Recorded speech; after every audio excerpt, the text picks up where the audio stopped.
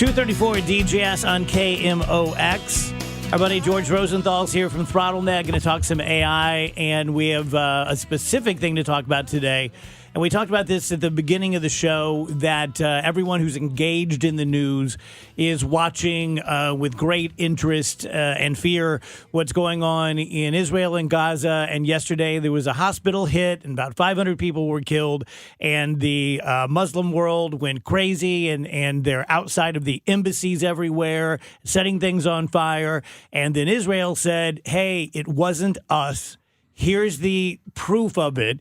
Here are the trajectories. Here's the radar. Look, we even picked up chatter between the Hamas fighters, basically saying, oops, that was our rocket. That wasn't Israel. And one of the first things I thought of was you, that if I gave you guys some money in a few hours, you could probably fake all that stuff. Yes. And that allows Hamas or Hezbollah or anyone really to go... 10, 15 years ago, maybe we would have believed it, but now you probably just made it all up. I mean, yeah, we're at the beginning of this, but as years go on, it's going to get scary as to what you believe.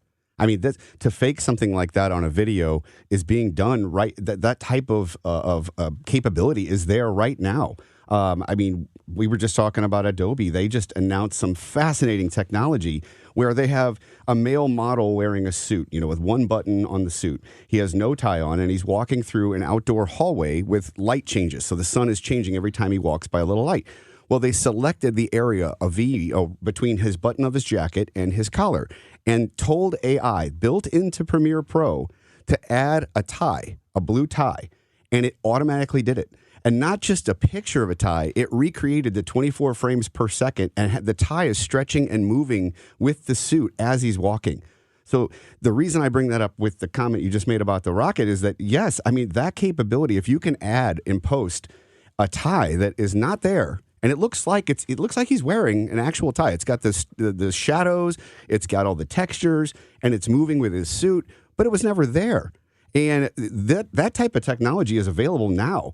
And this is the kind of stuff that's going out to the public. I mean, imagine what the military's got. So, yes, it's going to be very tough to believe no matter what side you're on. I'm not taking sides on any of that, the Israelis or the Palestinians. I'm saying the technology is going to get scary what you believe. What if we can no longer believe our eyes and our ears? What do you guys think we're going to fall back on in the coming years?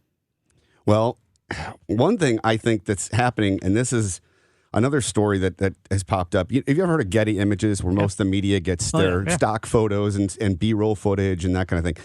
They worked with NVIDIA, and they trained an AI solely on their library so much that they will guarantee any potential intellectual property damages from the fact that none of their images or video is AI generated or using copyrighted material. So I think that's what's going to have to happen. You're going to end up with systems from AI to tackle AI-generated things, where AI would say, no, Getty Images, you can't sell this because that tie wasn't there. So we have to trust AI to police AI. That's where I think it's going. Wow.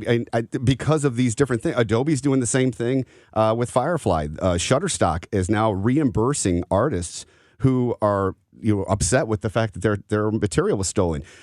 John Grisham and George R.R. Martin are suing AI companies like OpenAI and Stability AI for copyright infringement.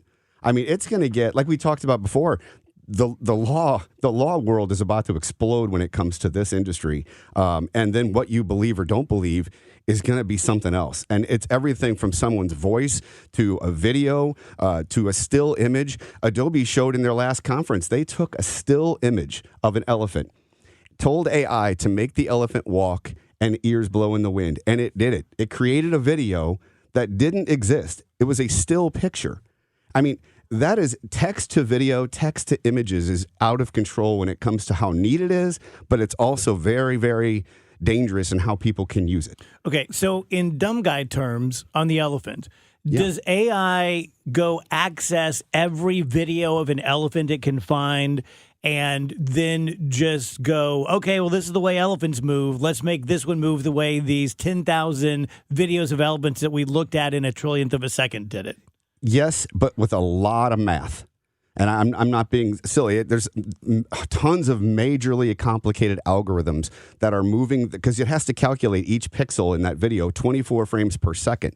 So you have 24 pictures that have to be generated like the old style, claymation or the old style cartoons. You have to recreate that. So it's taking what it thinks an elephant looks like and how it walks, then using math to recreate those pixels 24 frames per second. I'm going to get a little weird.